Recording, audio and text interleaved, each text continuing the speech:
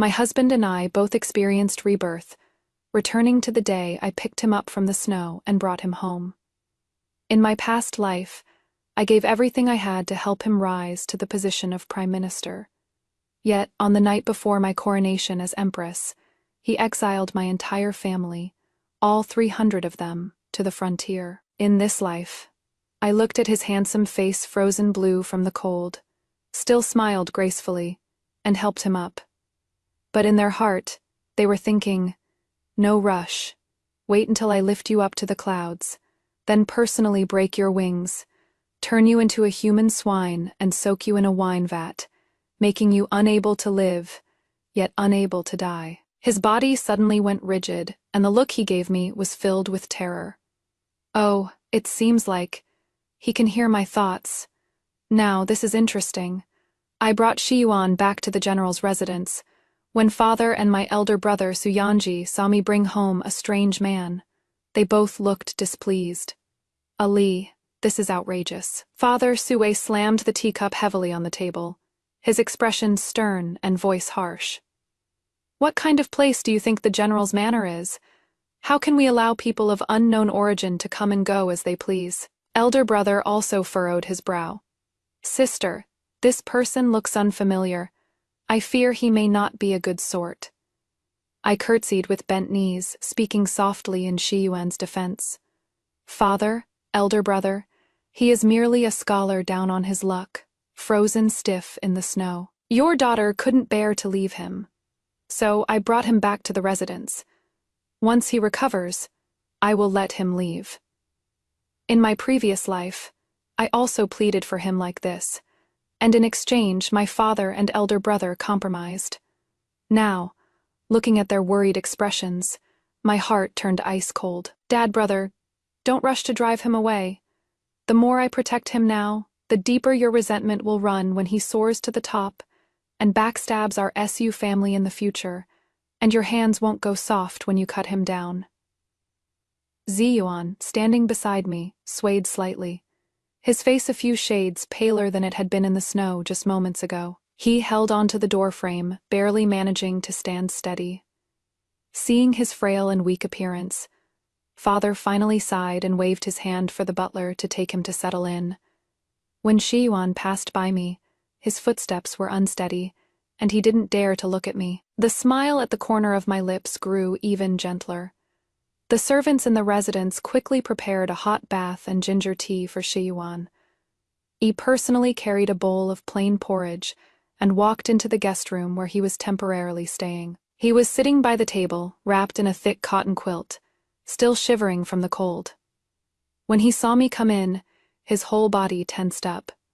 I placed the bowl of porridge in front of him and said softly, "You must be hungry after all that traveling. Have something light first to warm yourself up." He stared at that bowl of steaming white porridge, yet didn't make a move for a long time. His Adam's apple bobbed up and down as if swallowing saliva or as if holding something back. I considerately handed the spoon over to him. "Why aren't you eating? Afraid I poisoned it?" "Rest assured, poisoning you to death now would be letting you off too easy. I want to let you rise to a high position, taste all the wealth and glory the world has to offer, then make you watch with your own eyes as everything you possess turns to nothing. Finally, I'll force down your throat a poison that rots your intestines and corrodes your bones, making you writhe on the ground for 7 days and 7 nights, wailing as you breathe your last." Ziyuan suddenly grabbed the spoon and, as if fleeing for his life, shoveled the scalding hot rice porridge into his mouth, spoonful after spoonful. He ate too fast and choked, breaking into a violent coughing fit that shook the heavens, his eyes reddening at the corners. I gently patted his back, my tone full of concern. "Slow down. No one's going to take it from you." He coughed even harder, as if he was going to cough his heart and lungs out. At night, Shiyuan, as expected, developed a high fever. The doctor came to check, said it was wind, cold entering the body, and wrote a prescription. I personally kept watch in the small kitchen, brewing medicine for him. The flames licked at the blackened medicine pot, gurgling and bubbling with steam, the entire room filled with the bitter smell of medicine. In my past life, when he first entered the officialdom and was ostracized by others, he also fell seriously ill like this. I took care of him for 3 days and 3 nights without rest, and only then managed to pull him back from death's door. Looking back now, it is truly laughable. The medicine was done brewing. I carried that bowl of pitch, black decoction, back to his room. He was burning up, his face flushed red, mumbling deliriously. Seeing me come in, he struggled to sit up. I held him down, scooped up a spoonful of medicine, and brought it to his lips. "Young Master Shi, it is time to take your medicine." He looked at that spoonful of medicine, eyes evasive, mouth clamped tightly shut. "What are you afraid of? There is no poison in this medicine. If I wanted to poison you to death, I'd definitely go find the world's #1 exotic poison. Heading Hong, 1 bowl down, guaranteed you'd die on the spot, wouldn't even have time to leave any last words. But that would be letting you off too easy. I need to keep you alive so you can watch how I torture you to death bit by bit." Xi Yuan shuddered all over, suddenly opened his mouth wide, and gulped down all the medicine in my hand in one go. That bowl of medicine! He drank it even faster than ginseng soup, cold sweat streaming down his forehead. Hard to tell if it was from the illness or from fright. The elder brother, Su Yanji, who was standing guard outside the door, poked his head in and took a glance, his face full of confusion. This scholar, why does he drink medicine like he is marching to his death? I smiled gently. Perhaps the medicine is too bitter. Xi Yuan had a solid constitution. After resting for a few days, he was much better. Father cherishes talent, and upon hearing that he was also a scholar, he called him to the study to personally test him. I had to admit, Xi Yuan's talent and learning was unrivaled in the capital. No matter what tricky questions Father threw at him, he could answer effortlessly, even citing classics and historical precedents, to put forward even more profound insights. The more Father listened, the brighter his eyes got, nodding repeatedly. I stood to the side, grinding ink for him, a smile brimming on my face. Such a clever brain. What a pity it is about to be broken by me. Once he becomes the top scholar, I'll arrange a lucrative post for him in Jiangnan Circuit.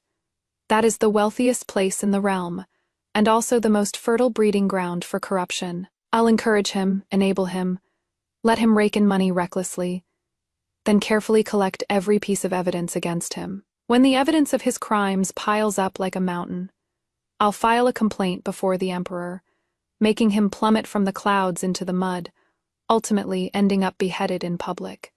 His head hanging on the city wall will surely suit that handsome face of his. Click. The wolf hair brush in Xi Yuan's hand fell onto the rice paper, bleeding into a blot of ink. He suddenly knelt down before his father, his voice earnest, even trembling slightly.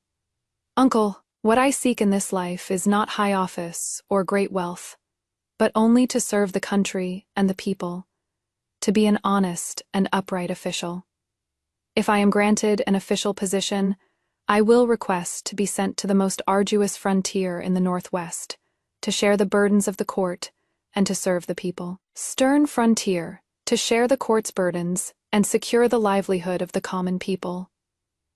Father was stunned by his impassioned speech, and only after a long moment did he clap his hands and burst into hearty laughter. "Good. Now that is the spirit." I watched his back as he bowed prostrate on the ground, the curve at the corner of my lips deepening even more. "Xi Yuan, the game has only just begun. The situation in the capital, undercurrents are surging. The crown prince is benevolent, yet indecisive. The third prince is valiant, yet reckless and impulsive. The struggle for succession has already begun to show its signs. In my previous life, Xi Yuan chose the third prince, and precisely because he backed the wrong side, he struggled at every step during his early days in officialdom. It was my SU family who spared no effort to pave the way for him.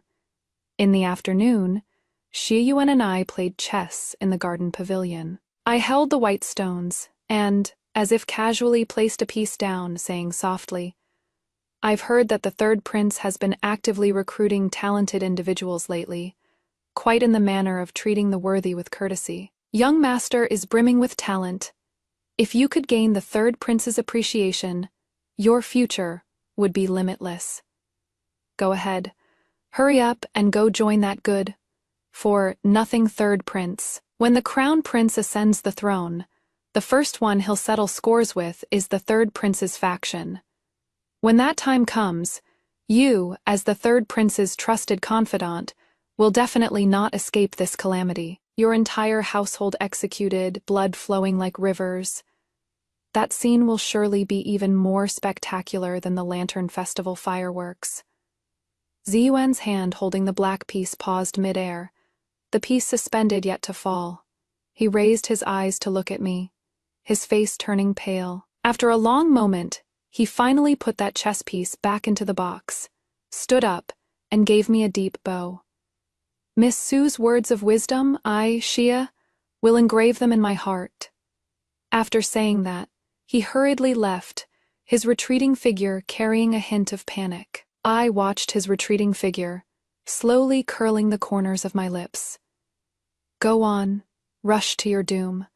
I thought Shi Yuan would go seek refuge with the third prince, just like in his past life. To my surprise, the very next day I heard from my elder brother that Shi Yuan, through some unknown connections, had actually gotten in touch with Lord Li, the junior tutor of the Crown Prince, and presented the Crown Prince with a 10,000-word proposal on flood control. That 10,000-word policy proposal had unique insights and hit the nail on the head regarding current problems.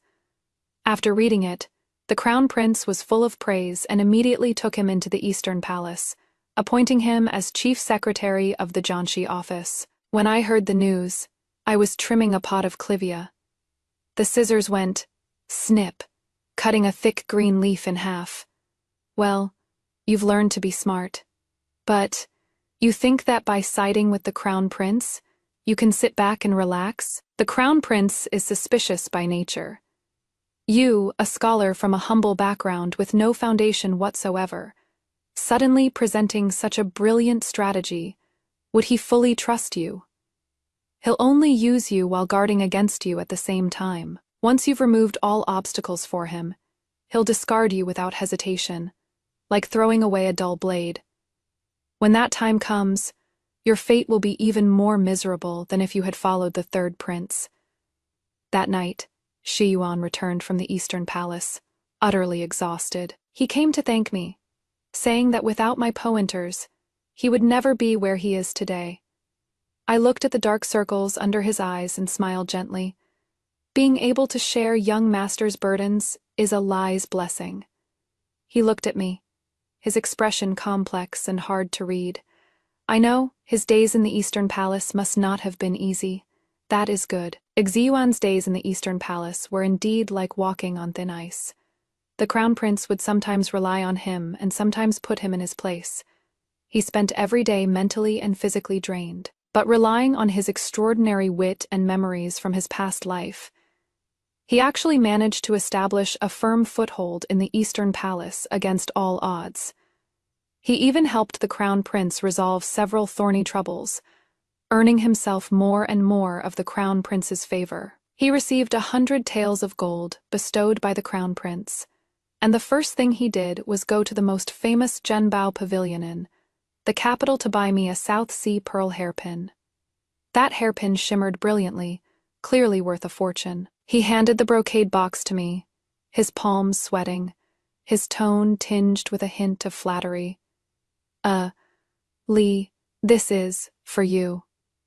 I don't know when it started, but he began calling me, Lee. I opened the brocade box, picked up that exquisite pearl hairpin, and held it up against my hair. This hairpin is actually quite nice.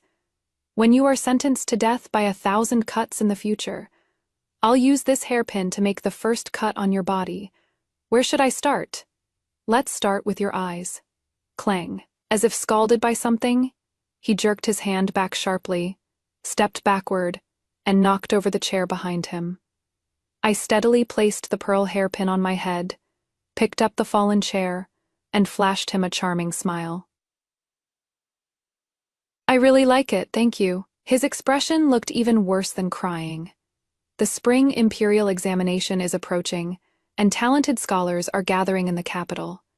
Ziyuan's nemesis, Liu Chen, the son of the vice minister of personnel, also arrived in the capital. In his previous life, Liu Chen had opposed Shi Yuan at every turn, and even went so far as to falsely accuse Shi Yuan of cheating during the palace examination, nearly ruining his entire future.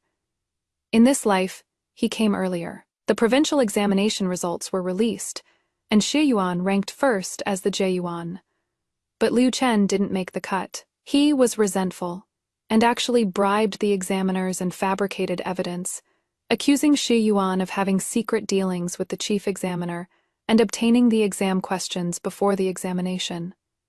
For a time, rumors flew everywhere. The censorate stepped in to investigate, and Shi Yuan was temporarily suspended from his position, confined to his residence awaiting judgment.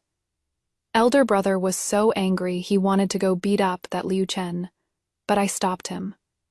I came to Shi Yuan's study. He was sitting listlessly by the window, looking haggard. I lit a lamp for him and softly comforted him. "The innocent will be proven innocent. I believe you. Liu Chen, that idiot, really is a perfect pawn who delivered himself right to my doorstep. This time, I won't painstakingly search for evidence to clear your name like I did in my past life. I am going to watch you get pushed into a corner, your reputation utterly ruined. When that happens, you'll have no choice but to go beg the crown prince. To protect his own reputation, the crown prince will definitely help you, but the favors you owe will just keep piling up. When the day comes that you can't pay them back, that is when you'll meet your end." Xi Yuan closed his eyes, his thin shoulders trembling slightly. After a long while, he opened his eyes and looked at me, his voice hoarse. "Alai, just trust me. I thought Shi Yuan would be desperate and go to the crown prince for help. But he didn't. He was confined to the mansion, yet he secretly entrusted someone to investigate. To his surprise, he discovered that this imperial examination cheating scandal involved far more than just Liu Chen alone. Behind it all was a deeply entrenched interest group with tangled connections, and even officials from the Third Prince's faction were implicated. He compiled all the evidence into a volume and didn't hand it to the crown prince, but instead went directly through my father to present it before the emperor. His Majesty flew into a rage and ordered a thorough investigation. For a time, everyone in the capital's officialdom was on edge. Dozens of officials fell from power, and Liu Chen, along with his father, who was the vice minister of personnel, was also thrown into prison. As for Shi Yuan, not only was he cleared of the false accusations, but he also received personal commendation from His Majesty for his meritorious exposure, and his fame spread far and wide. After this incident, the third prince was greatly weakened, while the crown prince's faction achieved a complete victory. Ziyuan's position in the Eastern Palace was also completely secured. When he came to see me, he had already been reinstated to his official position, even promoted by half a rank, becoming the most Khat sought. After favorite beside the crown prince, he looked at me, wanting to speak but holding back. I poured him a cup of tea, my smile faint. "Congratulations, Lord Shi." His hand, as he picked up the teacup, was still trembling. At the spring palace examination, Shi Yuan unsurprisingly claimed the top spot, becoming the youngest Huang Yuan in the Great Zhou dynasty, personally selected by His Majesty's Imperial Brush, appointed as compiler of the Hanlin Academy, concurrently serving as lecturer to the crown prince. For a time, Shi Yuan was in the spotlight like no other, and the matchmakers coming to propose marriage nearly wore down the threshold of the general's manor. Father and elder brother were grinning from ear to ear, and began to seriously consider the marriage between him and me. They asked what I thought. I lowered my eyes and said softly, "I'll leave it to Father to decide." The wedding date was quickly set, just 2 months away. During the days of preparing for the wedding, Xie Yuan came to the general's manor every day, either to keep me company and chat, or to help handle some miscellaneous matters. He was considerate and attentive to me in every way. In the eyes of outsiders, we were practically a perfect couple. Only he himself knew what kind of nerve-wracking days he went through every day. When I straighten his collar, I think, this neck is so thin, one slice down and it should be a clean cut. When he brought me freshly made pastries, I would think, if these snacks were made with heartbreak grass instead, they should taste pretty good too. When he accompanies me on walks in the courtyard, I would think, the soil in this yard is pretty fertile. Bury a big living person here, and the flowers should bloom even more lushly next year. Every time this happened, he would freeze up, then find all sorts of excuses to flee in a panic. I watched his flustered, retreating figure, feeling quite pleased. On the day of the grand wedding, the 10-mile red dowry procession was the envy of the entire capital. Wearing a phoenix crown and ceremonial robes, I was carried into the Xia manor in an 8-bearer sedan chair. The Xia residence was just a 3-courtyard house, far less grand than the general's manor. Yet it was something Xie Yuan had earned through his own abilities. On the wedding night, red candles burned bright. Xie Yuan lifted the bridal veil for me. On that handsome face, there was no joy to be seen, only deep exhaustion and tension. He poured me a cup of nuptial wine. I took the wine cup and drank with our arms intertwined.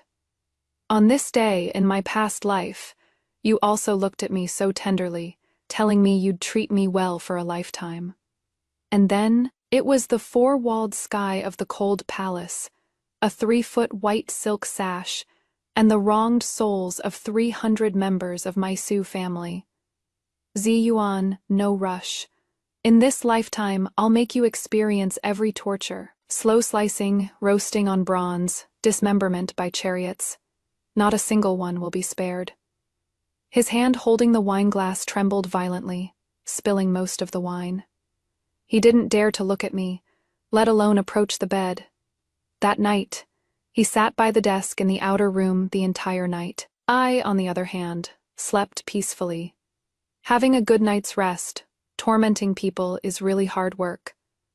On the 3rd day after our wedding, I accompanied Xie Yuan into the palace to offer our thanks and attend the palace banquet hosted by the Empress. At the banquet, I ran into an old acquaintance, Princess Anning. Princess Anning was born to Consort D, and Consort D is the birth mother of the 3rd prince. This princess is spoiled and willful. In my previous life, she was already smitten with Xie Yuan, and gave me no small amount of trouble. Now that we meet again, the way she looks at me is still full of hostility. After 3 rounds of drinks, Princess Anning swayed over to me holding her wine cup, her voice shrill. So, you are the wife of that new top scholar. Doesn't look like much to me, all sickly and frail. How could you possibly be worthy of the top scholar? The palace maid beside her chimed in. Exactly. Our princess is of noble birth.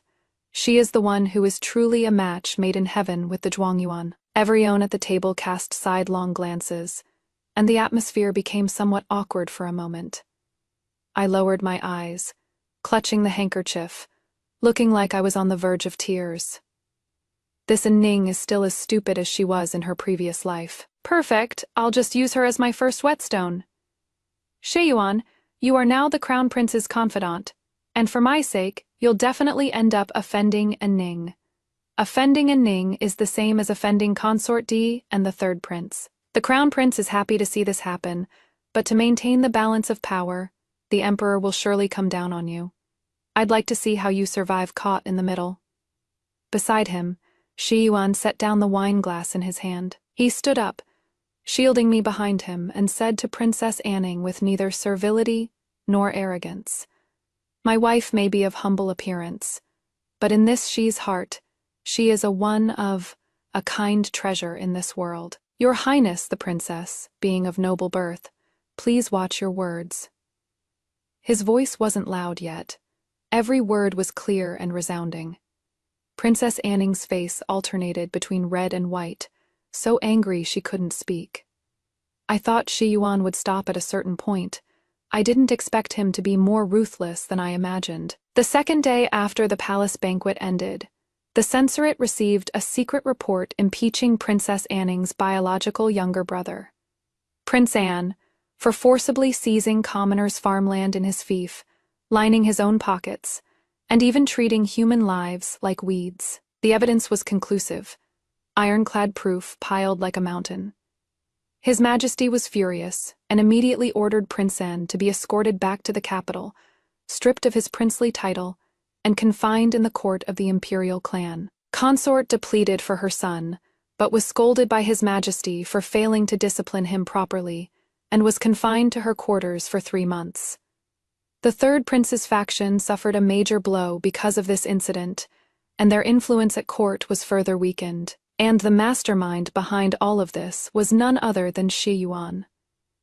He mobilized the power of the Eastern Palace and joined forces with several officials who had always been at odds with Prince Anne.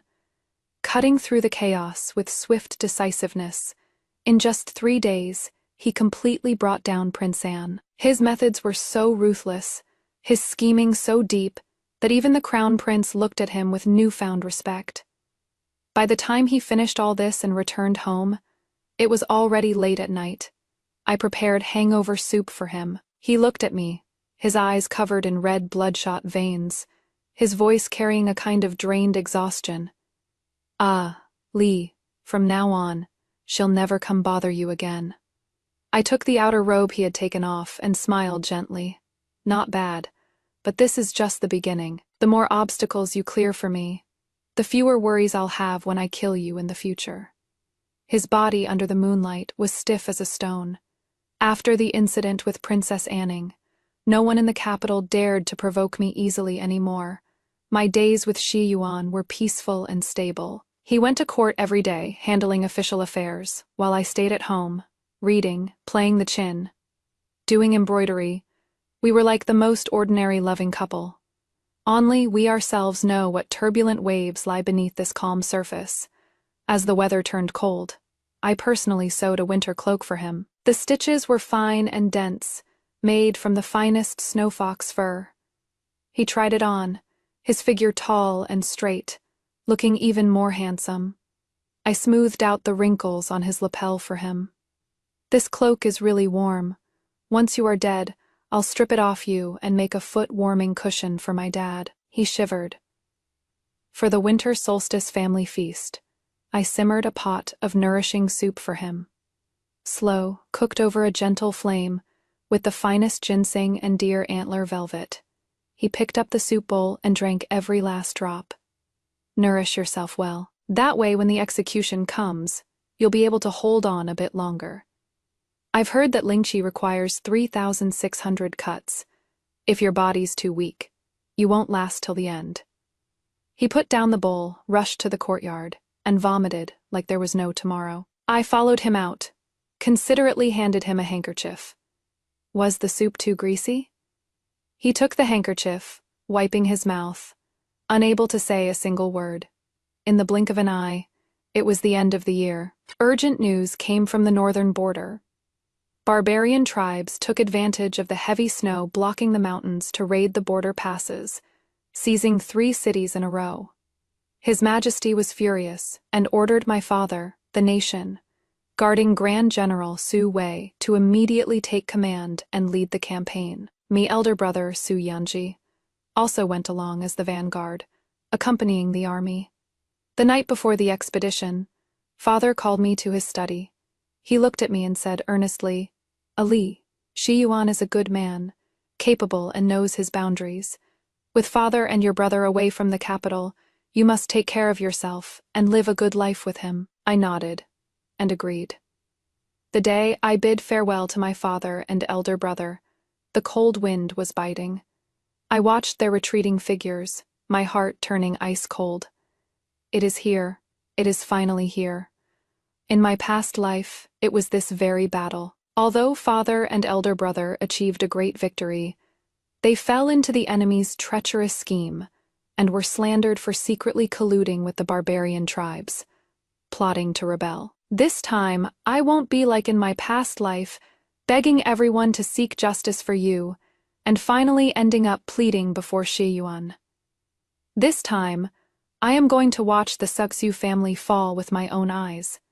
Then, I'll pin all the charges on Shi Yuan's head. I'll tell the world that it was him who, in order to climb higher, didn't hesitate to frame his own in-laws.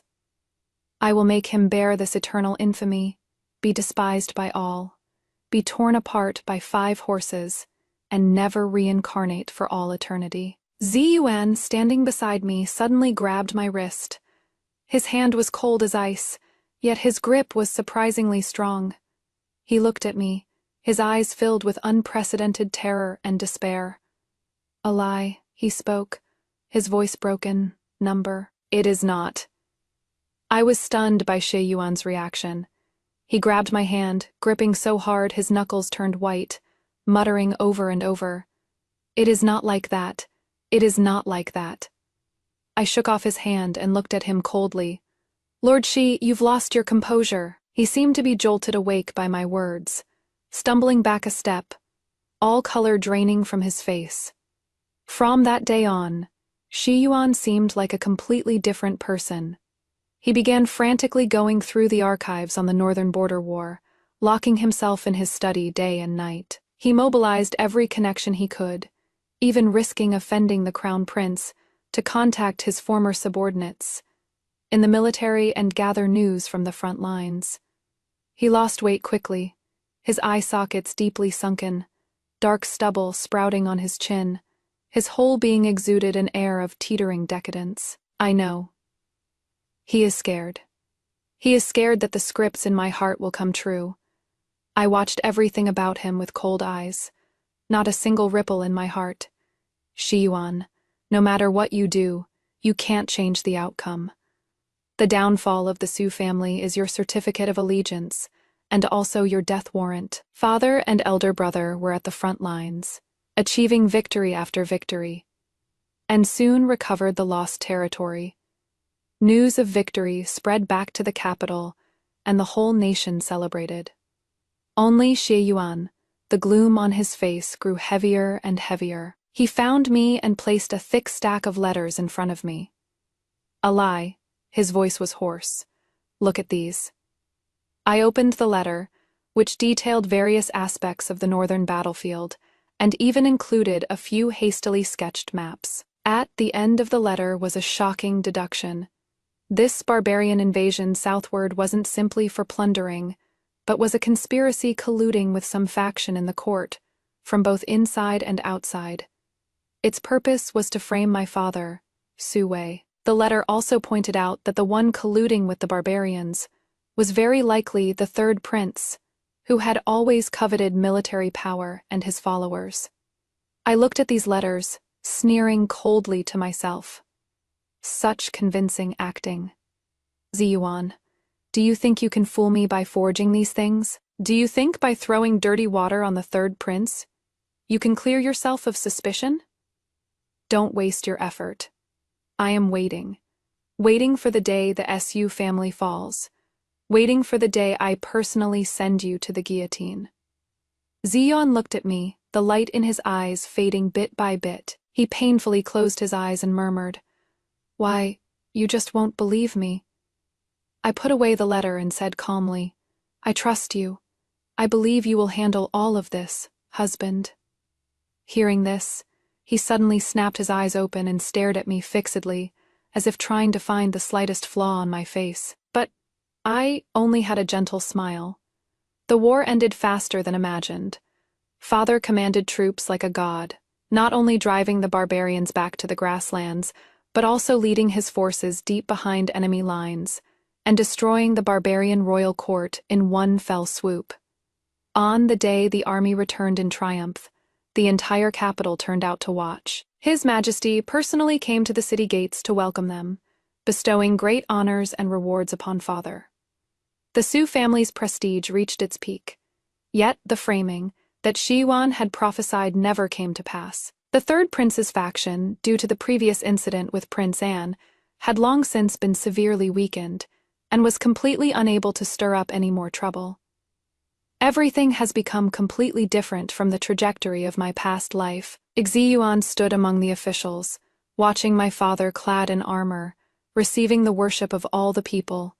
On his face, there wasn't a trace of joy, only a deep sense of bewilderment and lingering fear. I know, he succeeded. He single-handedly turned around the fate of the SU family. He must have thought that this would make me change my mind. Naive. You think this is over? Ziyuan, you saved the SU family. Very good. This way, the Su family can watch with their own eyes how you are destroyed by me step by step.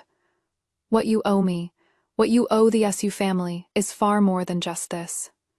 What I want is your life, for you to spend all of eternity living in pain and regret. Ziyuan and the crowd swayed violently, nearly collapsing.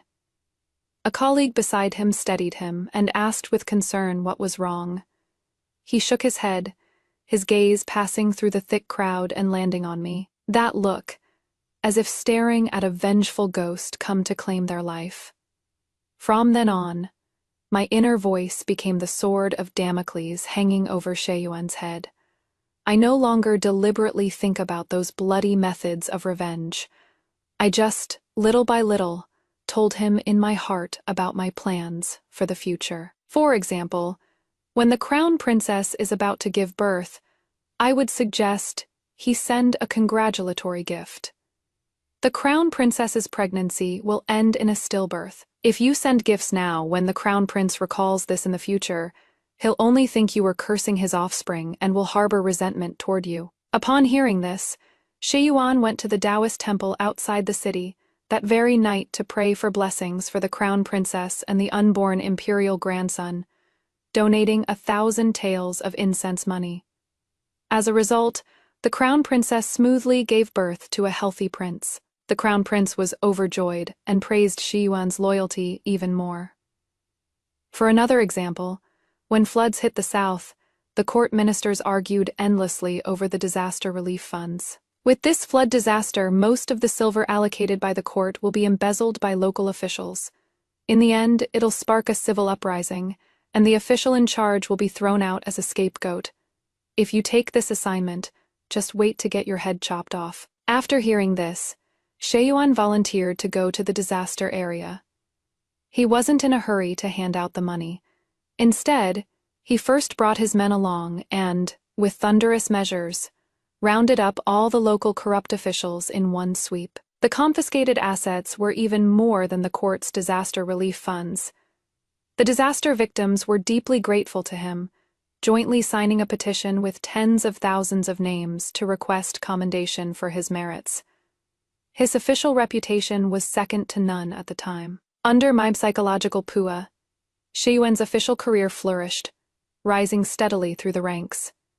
From Hanlon Academy compiler, to cabinet academician, then to vice minister of revenue, minister of personnel, it only took him a mere 3 years. In these 3 years, he had not only become the crown prince's right-hand man, but also a trusted minister in his majesty's eyes.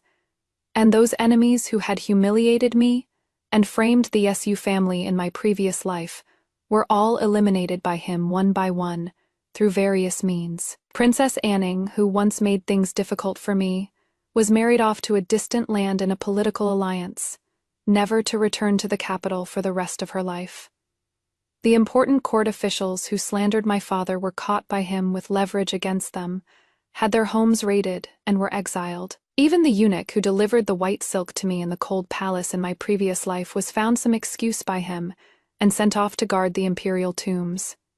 He cleared all obstacles for me and protected me so thoroughly that nothing could slip through. He hands over all his salary and rewards to me, letting me do whatever I want with them. He would personally brew brown sugar ginger tea for me during my time of the month.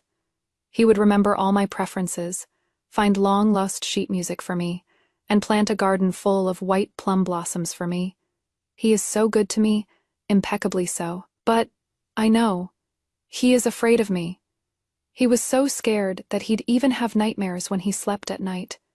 He often wakes up startled in the middle of the night, then watches me sleeplessly until dawn, as if to confirm that I am still a living, breathing person, and not some demon that crawled out of hell. That day was my birthday.